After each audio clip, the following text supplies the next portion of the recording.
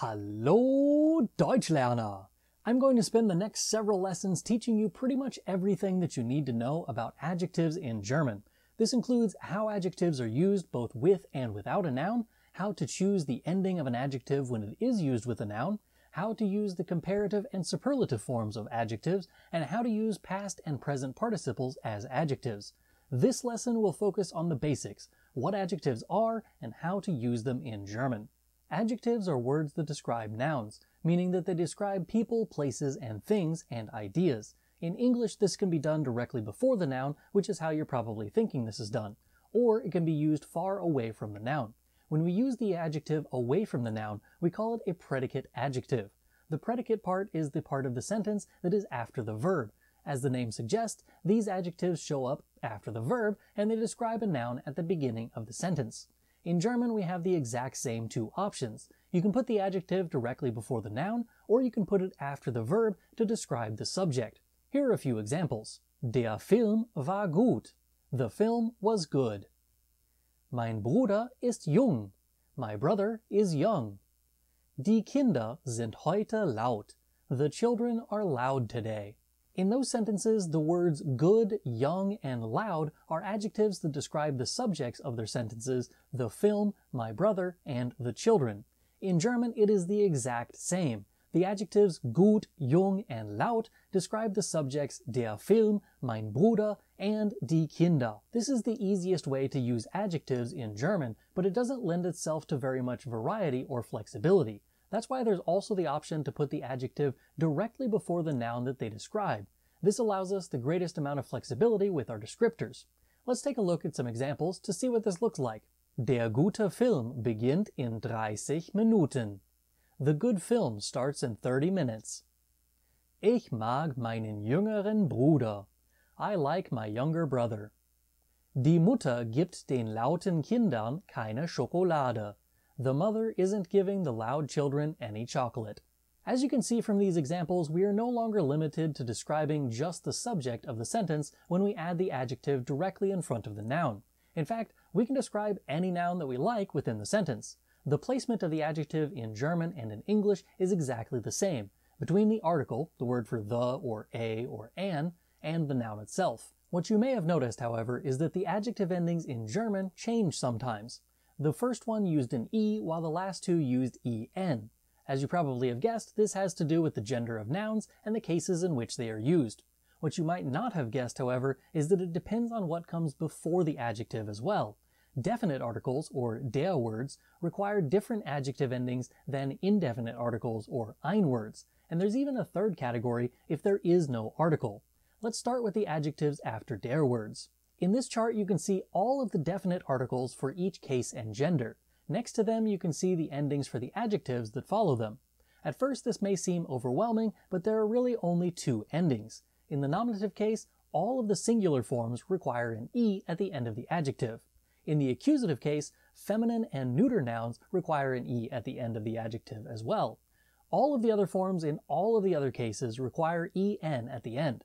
This makes this group of adjectives by far the easiest to remember. If the noun is plural and you're using a definite article in front of it, you add en to the end of the adjective.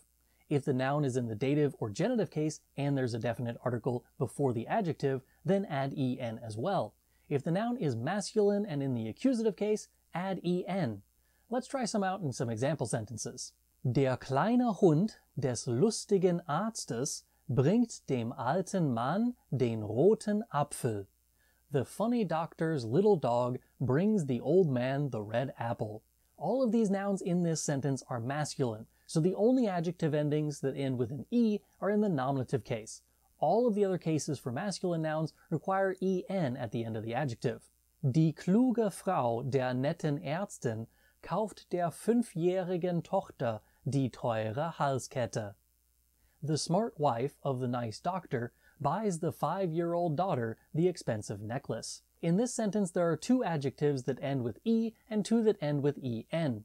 All of the nouns are feminine, so the nominative case noun, die kluge Frau, and the accusative case noun, die teure Halskette, both have an E at the end of their respective adjectives, kluge and teure. The dative case is used with the indirect object, which is why we changed the feminine article to der.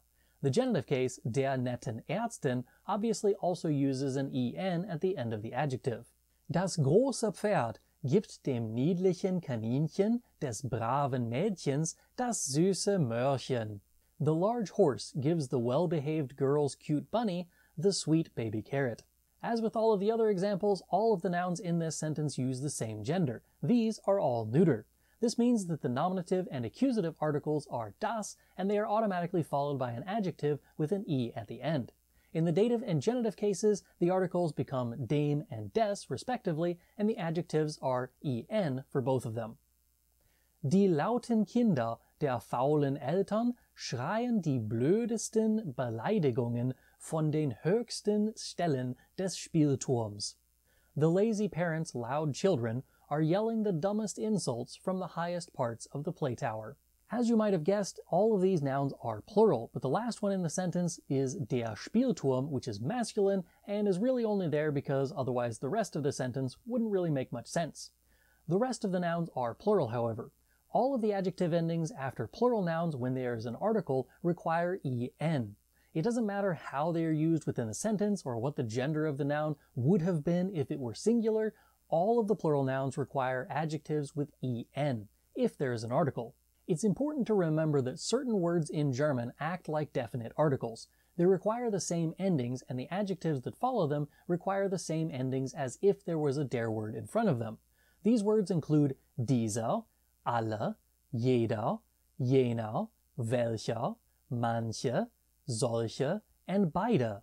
The last letter or letters will change to match the der word ending chart, and the adjectives that follow will use the same endings as the adjectives do when they're followed by words like der, dem, des, and so on. Here are a few quick examples of that. Dieser kluge Junge hat jeden blöden Film von Tarantino gesehen. This smart boy has seen every dumb film by Tarantino. The er at the end of dieser indicates that the noun being used is in the nominative case and masculine. This also makes the adjective have an e at the end. The en at the end of jeden shows that the noun is masculine and accusative, which in turn requires the adjective to include en at the end of it as well. Welche freigebige Lehrerin hat allen armen Kindern diese warmen Mäntel gegeben? Which generous teacher gave all of the poor children these warm coats? This time we have the feminine form welche to indicate that the teacher is the subject of the sentence and therefore nominative. The adjective that follows requires an e for the same reasons. The children in this sentence are the indirect object of the sentence, which makes them dative. The plural ending for articles is en, and the adjective that follows that has to follow suit. Allen armen Kindern. The coats are also in the plural form, but they are the direct objects of the sentence, so the article uses an e while the adjective uses en. When you use an indefinite article in German, or words that translate as a or an in English, you mostly use the same endings as you do for definite articles, or words that translate as the in English. In fact, the dative and genitive case all use en on their adjectives still. The only change between the adjectives after definite articles and the adjectives after indefinite articles are the masculine and neuter forms in the nominative case and the neuter form in the accusative case. These adjectives now use the same letter that would have been on the definite article if you use that instead of an indefinite article. For example, der kluge Junge hat den Film gesehen. The smart boy saw the film. Ein kluger Junge hat den Film gesehen. A smart boy saw the film. Notice how the ending changed between these two sentences. The first one has an e because the gender of the noun was already identified in the article der.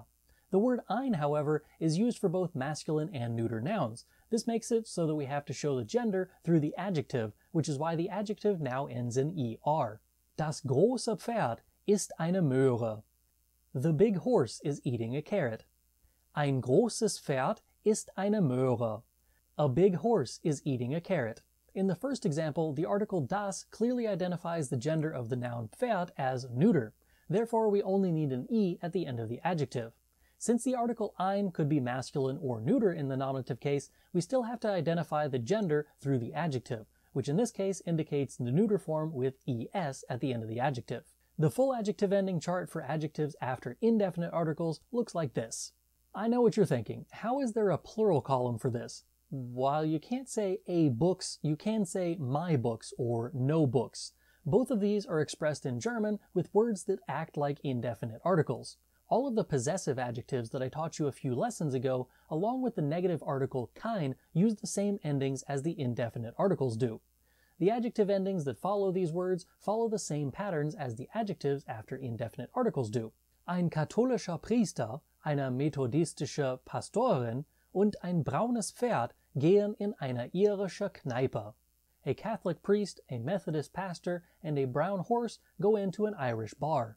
Besides the obvious lame setup for a joke, this sentence includes one masculine noun, one feminine noun, and one neuter noun in the nominative case.